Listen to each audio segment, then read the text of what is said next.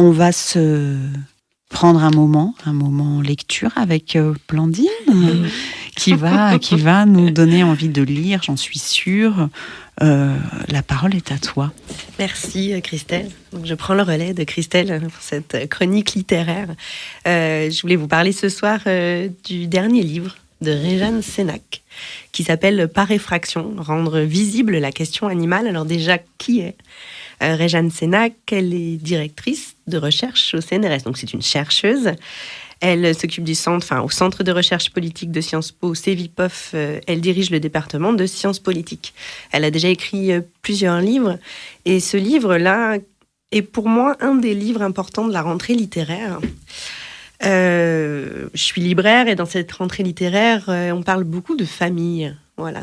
Beaucoup de papa, de maman, de grands-parents, la lignée, de l'identité.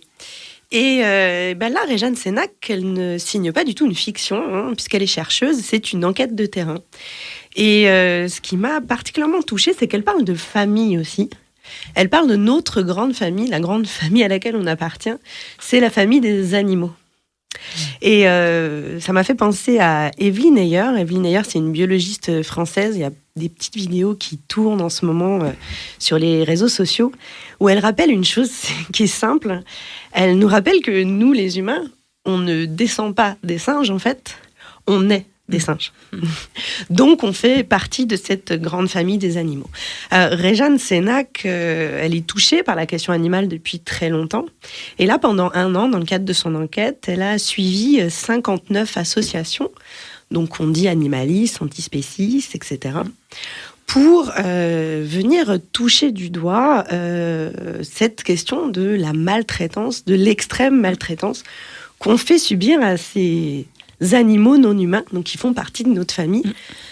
Pardon, elle utilise ce terme d'animaux non humains que je trouve très intéressant par rapport à nous, les humains. Et ces animaux, nous sommes aussi des animaux, mais ces animaux non humains, qu'est-ce qu'ils subissent et puis, qu'est-ce qui fait qu'on accepte qu'ils subissent de telles souffrances absolument intolérables.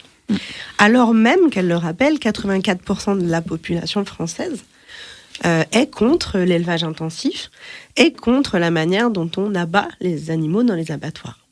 Donc il y a cette incohérence. Et son livre s'appelle Par effraction parce que, en fait, cette question de l'effraction, c'est le fil rouge de tout son livre, en fait. Déjà, par effraction, c'est la manière dont les associations animalistes nous montrent ce qui se passe dans ces lieux d'élevage intensif, les abattoirs, où il y a une omerta absolument hallucinante, où il faut une commission parlementaire et être député pour pouvoir y rentrer.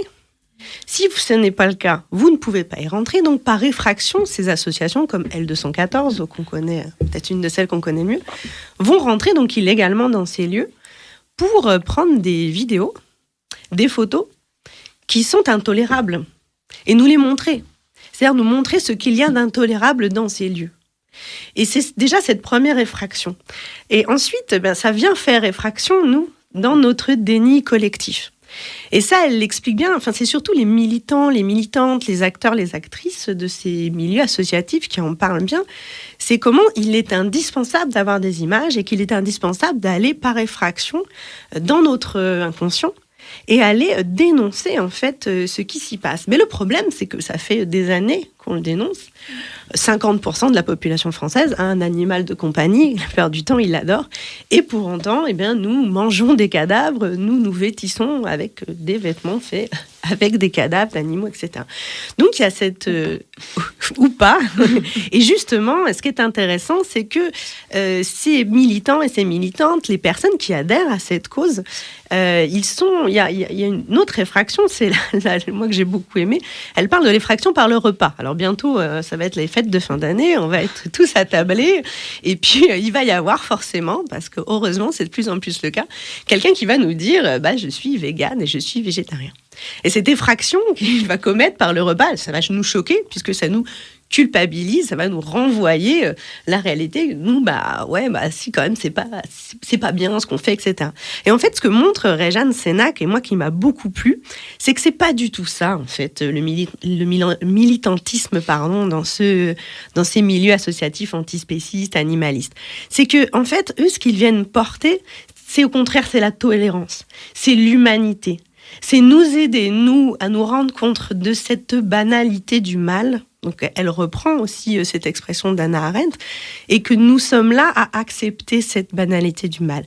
Et donc, ces militants qu'elle a rencontrés, ils essayent d'inviter tout le monde à combattre, à faire effraction par la résistance à cette banalité du mal qui fait honte à notre humanité. Et finalement, plutôt que de faire la liste de toutes les horreurs, évidemment, que subissent ces animaux non humains, elle montre plutôt comment ces militants et ces militantes qu'on moque souvent. Et c'est vrai, oh là là, tu penses à la petite bestiole, au petit animal, alors qu'il y a des choses beaucoup plus graves sur Terre, etc. Mais non, en fait, ces militants et ces militantes, ils sont aussi contre le sexisme, ils sont contre le racisme, ils sont contre le colonialisme, ils sont contre le validisme. Mais en fait, ce qu'ils disent et ce qu'ils portent, c'est qu'il y a une communauté de lutte.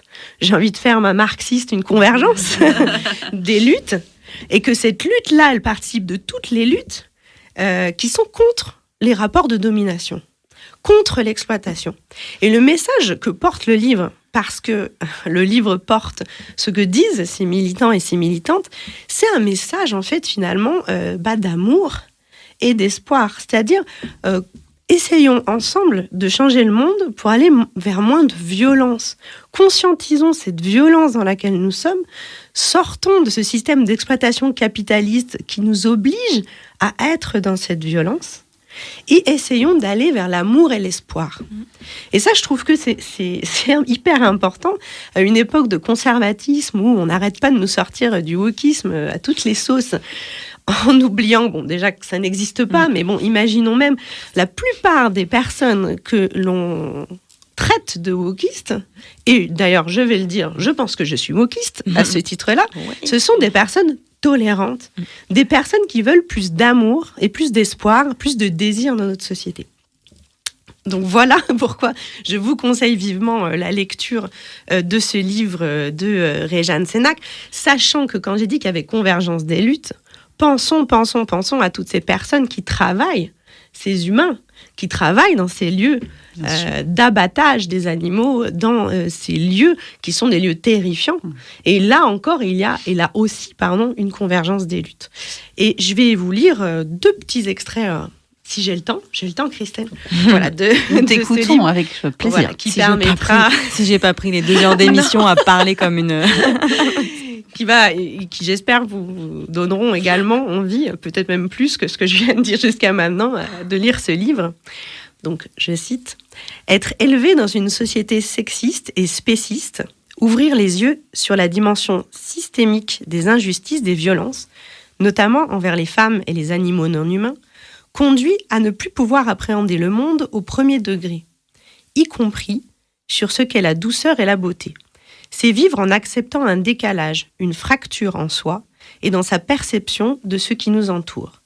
C'est prendre du recul vis-à-vis d'une organisation sociale et économie présentée comme normale, naturelle et nécessaire, pour reprendre les 3 N évoqués par la psychologue sociale et activiste canadienne Mélanie Choi, qui popularise le concept du carnisme dans son ouvrage « Pourquoi aimer les chiens, manger les cochons et se vêtir de vaches », publié en 2009.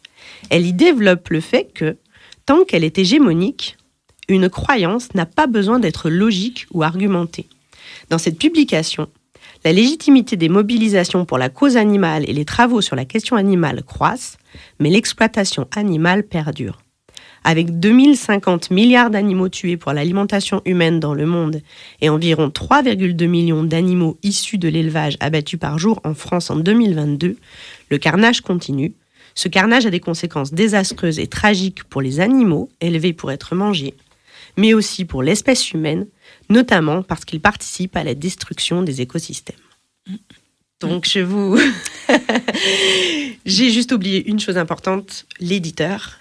Donc Réjeanne Sénac, par effraction, rendre visible la question animale, et c'est édité chez Stock, Philosophie Magazine éditeur.